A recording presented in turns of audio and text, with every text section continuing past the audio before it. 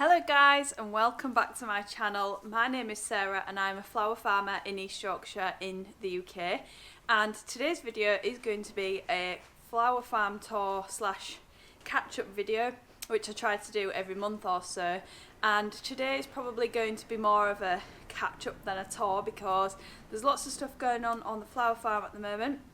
And lots of changes, lots of improvements, lots of things in the pipeline as well. So I'm really excited to share those things with you guys and also get a little bit of feedback on a few things because you guys are my biggest supporters, and I always love to hear from you in the comments and things like that. So I'm going to have a little bit of a wander around with you guys and I'll show you some of the new things that have happened in the last couple of weeks, because in the last few videos I have shown you around the flower farm quite a bit, done lots of shots of the flowers and things, so maybe you want to see something different, so I'll try and incorporate some of that stuff and answer some of the questions that you've maybe had in the comments as well.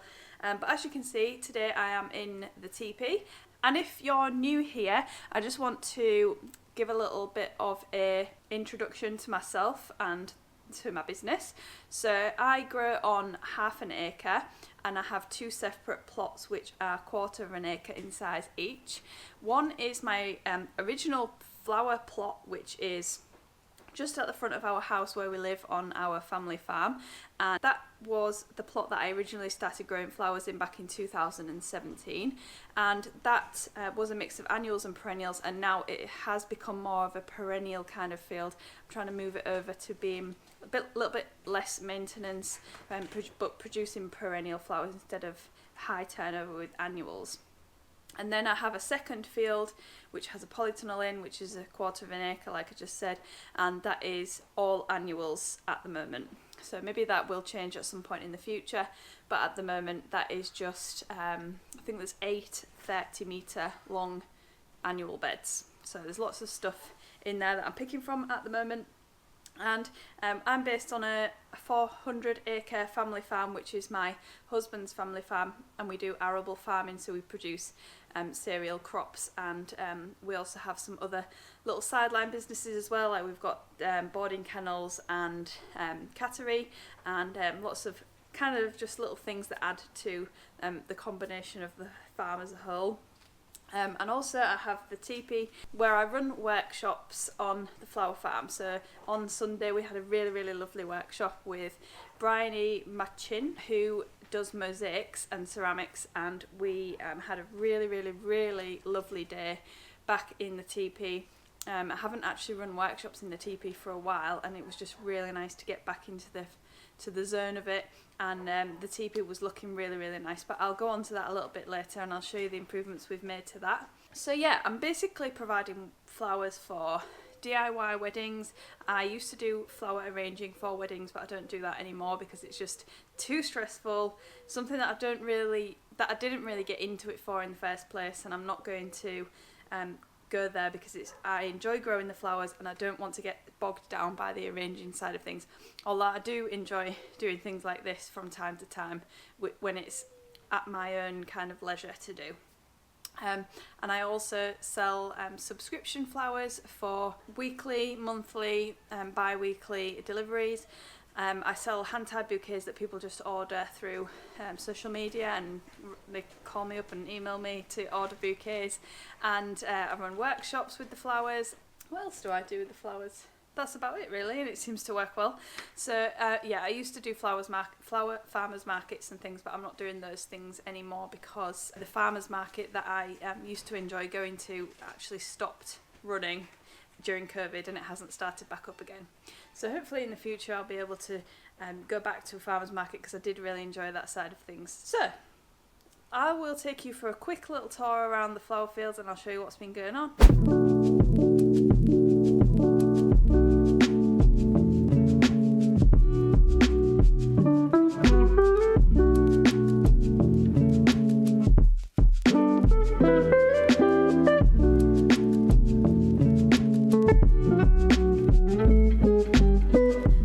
Over here to the back flower field, which is the annual field that I was telling you about, and there's nothing much to report in here apart from the fact that things are going well.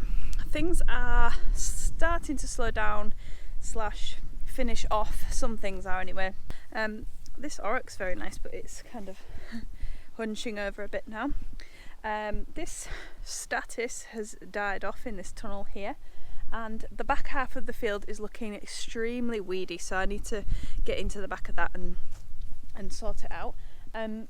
If you watched my video last week possibly, it was my video where I had lots to do in August and I was planting out these, and they seem to have established quite well. We had about, I think it was between 15 and 20 mil of rain last night, which was brilliant because before that it had been many weeks before rain, and if you're in the UK, I presume you know all about that. They were talking about bringing in hose pipe bans and things like that. I'm not sure whether that is still going to be the case, but I have seen a few reports about the fact that it's not going to be very wet in September, so that is something to keep an eye on, especially if we are going to be sowing our hardy annuals for overwintering and possibly planting them out in the field. We need to keep an eye on those and keep them irrigated. And on the subject of irrigation, I just want to point out this new irrigation system that I purchased, and I discussed this in my last video because I just ordered it but it hadn't arrived yet, and it's this. It's not looking like your usual system. It is oscillating head on it that just goes backwards and forwards, and it's I'm really impressed with it actually. I think it was about £49 on Amazon. And the best thing I like about it is that it waters a square area, not a round area like my standpipes do at the moment. And the standpipes tend to water, if I want to water this end of the field, I tend to have it set so that it runs on the top of the polytunnel there and onto the wall at the back of this field here, which is a little bit frustrating because obviously we really don't want to be wasting water. So I'm really impressed with that system. I'll put that down in the description if you want to have a look at that on Amazon, because I definitely would recommend that. And I actually think I'm going to get a second one for my front field, so just so that I'm not having to carry it backwards and forwards to the fields. And actually the other day I had a question from somebody about this wall that I've got in this field, and our farm backs onto an old railway line that used to run from the coast into Hull, so we are quite near to the coast here, probably between 5 and 10 miles from the coast. And there used to be a railway line that ran from there to Hull, the local city, and I think all of these sleepers came from when they decommissioned the railway line. I'm actually not sure when that stopped running, but I'll have to look that up. And this, behind this, contains our farm muck heap, so all of the mucking out straw and horse muck goes onto there, and that gets put onto our fields in summer, at the end of summer when they are preparing the land. So that is a fun fact of the day. And last year I put a load of bird houses up on the wall, but I don't think there's any occupants in there just yet. So yeah, on my last video I also got this area prepared. I do want to kind of maybe wood chip it or something, but I don't want to wood chip on top of that plastic because it's going to slide off the plastic and it's not going to look good. But overall I've been really happy with the way that the field has produced for me this year. I seem to have managed okay with successions. I will be sowing some stuff next month in September to replant into here, and the beds that I aren't going to put hardy annuals in will be sown as a cover crop. So in the next few weeks probably I'll start clearing out the things that aren't doing anything anymore, just to get ahead of myself and see whether I can get any full empty beds to sow a cover crop into. I have actually got a full sack of cover crop that I was meant to sow last year and I didn't get round to doing it, so I'll take you along with me when that happens, and hopefully we can do maybe some different trials with different methods of growing cover crops. And I'm just getting distracted by birds. There's a blue tit in the hedge and I've just seen some goldfinches. I've got some bird feeders up there that I'm hoping is going to attract them into this field.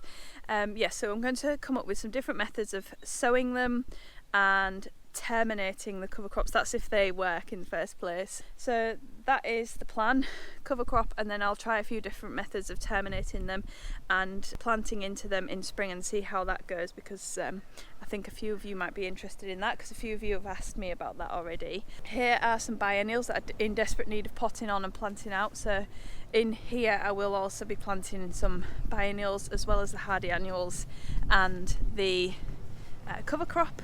So that will hopefully see this field through winter. And that's about all I want to tell you about this field, and we're going to go and head around to the front field now.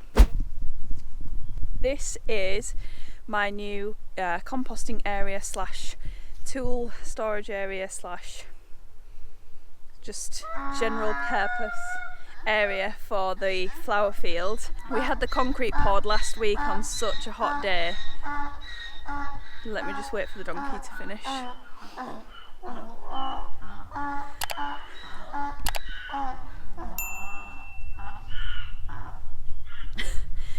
So we had the concrete delivered last Friday, and it was an absolutely sweltering day, and I think that the lads that came to help lay the concrete were fuming with me because it was so hot, and then we were having to lay it really quickly. So we had this to lay and also the concrete near the teepee.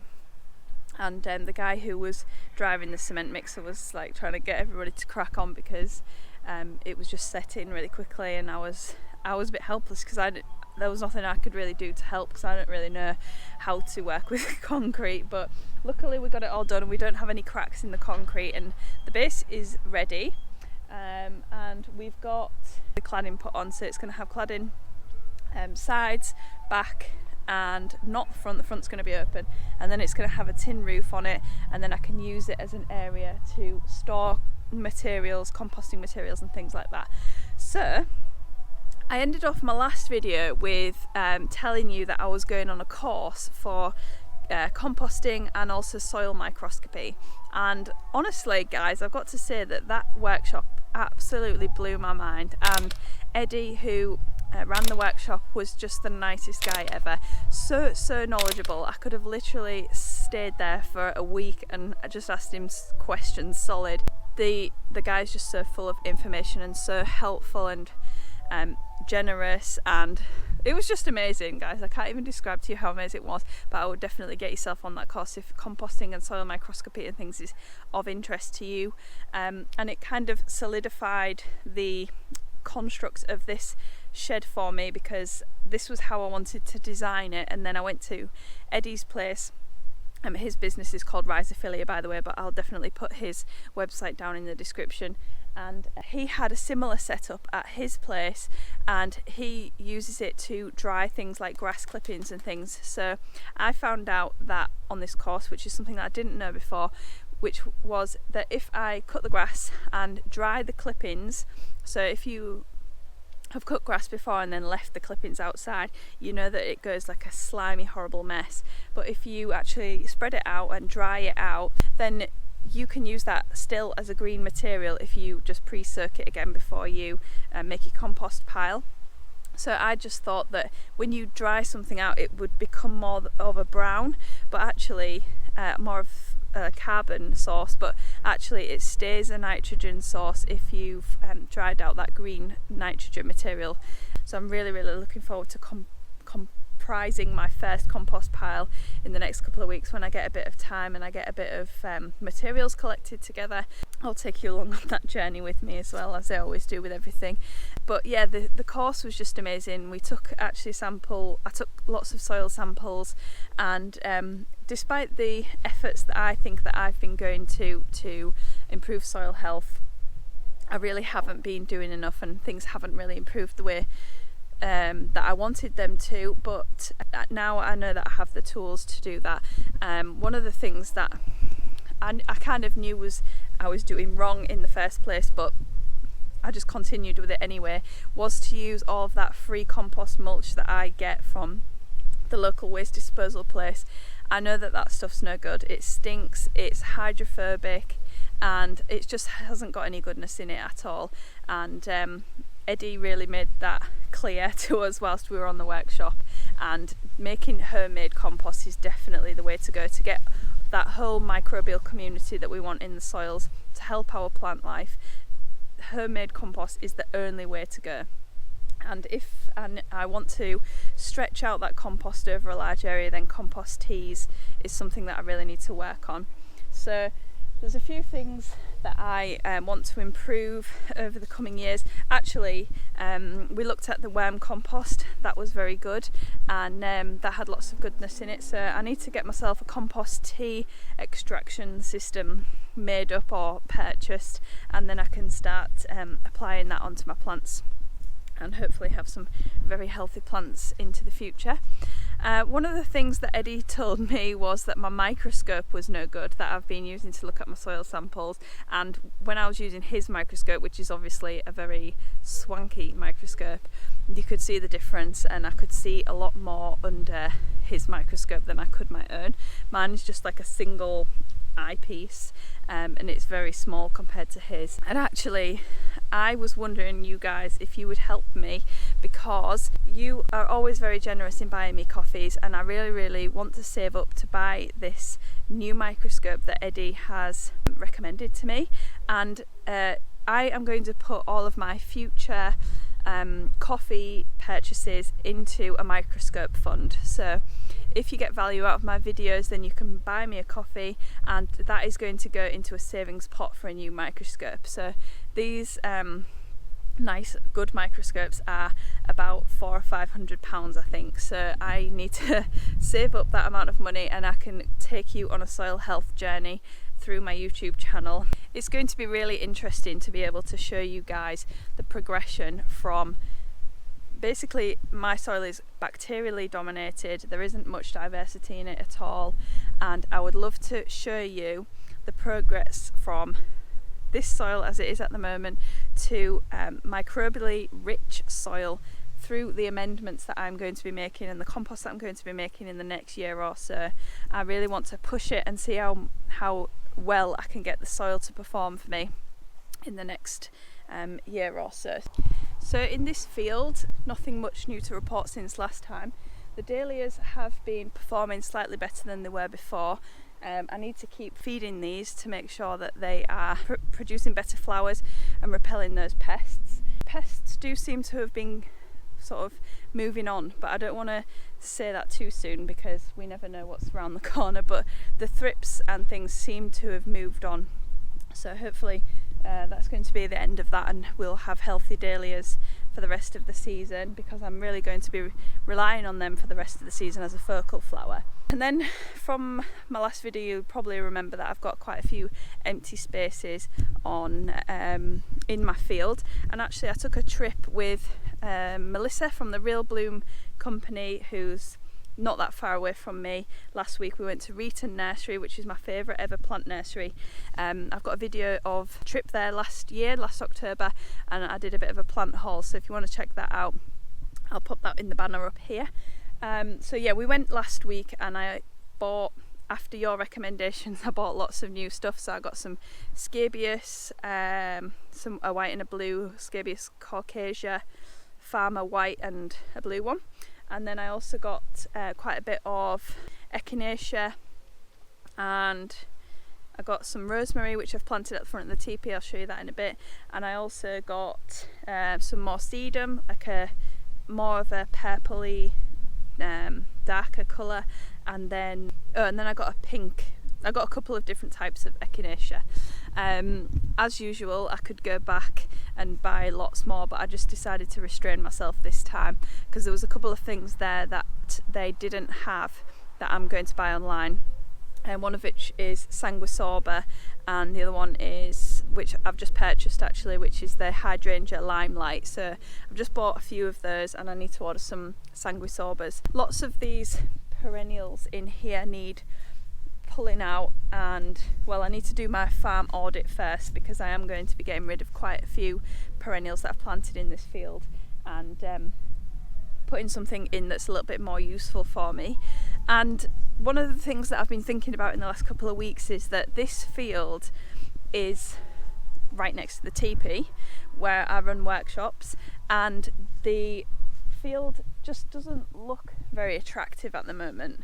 I mean, there's a lot of black plastic on show, whereas the other field around the back is looking a lot better. You can't see the weed membrane and it's just looking a lot lusher, whereas this, you kind of look at it and it's a little bit disappointing, and you think, if you're not a flower farmer, then you probably look at it and think, well, isn't this meant to be a flower farm? So I'm just wondering, scratching my head, wondering whether to maybe put a couple of these beds into annuals to try and make it look better over the summer. So maybe things like cosmos, sunflowers, and then just swap over a couple of perennial beds to the back and then put some annuals in the front here, just to make it look nicer in the summer months.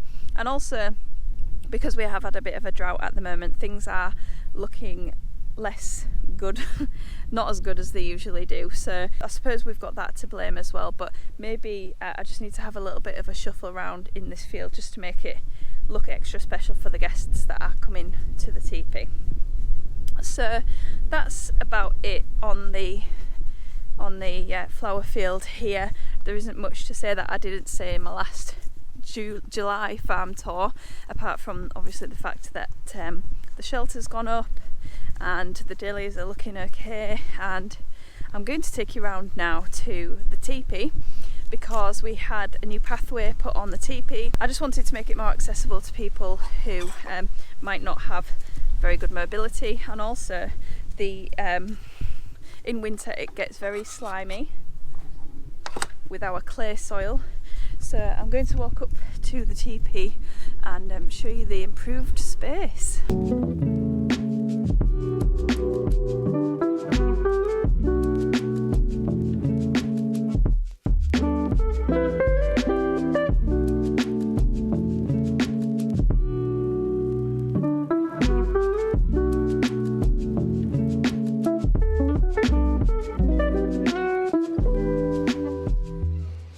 So this is the new and improved teepee area, and we've got a really nice concrete slope here now. And I don't know if I didn't really speak much about it at the time because it was stressing me out so much, but we had this porch built on the front. Rob built that with his friend, which is really amazing. It's really added so much space to the teepee, and well, more stand-up space, which has been really good. And also it's given us quite a grand entrance into the teepee, whereas before we were going through a zip entrance and having to sort of crouch down and go through. So this is really handy to be able to have these lovely big double doors and a really nice entrance way to walk into here.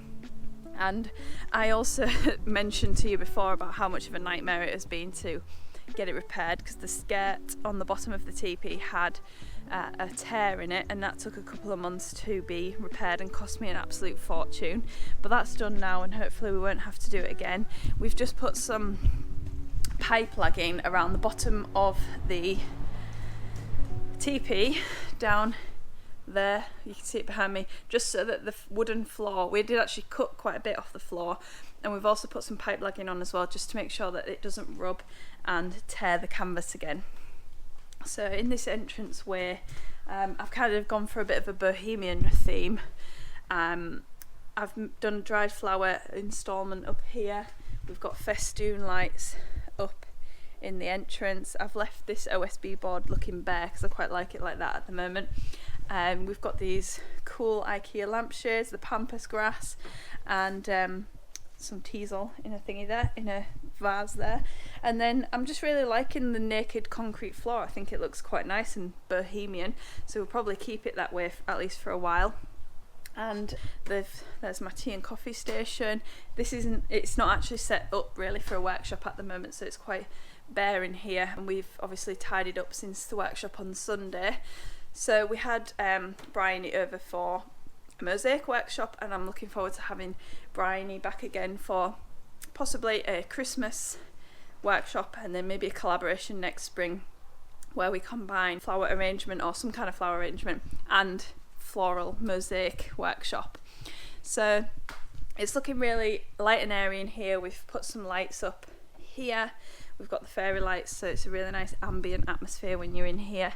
And I'm just so happy with the whole vibe and space of this area, because this place honestly stresses me out so much, because there's just so many things that go wrong with it all the time. The tears on the bottom of it. We've had flooding in here in the past. The wind, whenever it's windy, we're worried about it. There's just always something wrong with it. So people send me messages all the time about, where did you get your teepee from? And I tell people where I got it from, but I always give them a bit of a warning, because they're not an easy thing to earn and to maintain. So I always just put that little caveat in there that they're not an easy thing to have, but it's definitely something that's very unique. A lot of people really enjoy coming in here and having a unique experience in here. So I suppose that is one positive of earning a teepee. So as you can see behind me, I've actually got some studio lighting that I set up yesterday, and that is because I have some online workshops in the pipeline, and I have one that will be hopefully getting filmed in the next week or so, which will be a tutorial on how I create my hand-tied bouquets. So I posted on my Instagram a couple of weeks ago, or last week even. I wanted to know what kind of workshops you would like to do online, because I know that I have an audience in the US and in other countries around the world, and I want to be able to offer something to you guys, as you can't make it in person to the teepee. So what I would like to do is film some workshops for you guys and offer them online, so you can purchase them and learn in a little bit more depth than what I would provide to you on YouTube. So I had lots of requests for succession sowing, how to get your head around it, and how to plan flower beds to have flowers throughout the season. I had lots of requests for how I plan my colour palettes, how I do my hand-tied bouquets, and I would love to know in the comments if you have any other ideas for online workshops that you would like to do. Anything to do with flower farming or flower arranging, if there's anything that I could possibly teach or help you out with, then throw those ideas out to me and I will make a note of them all. So I hope you have enjoyed this kind of chatty video where I have just basically talked at you whilst walking around the farm. There's lots of things to catch up with you on, and I'm looking forward to sharing the finished product of my new composting station, and I will be planting out those perennials, sowing my autumn sown hardy annuals soon, so hopefully I will catch up with you guys in a separate video about those things. So thanks so much for watching as ever guys, and I will see you on the next one.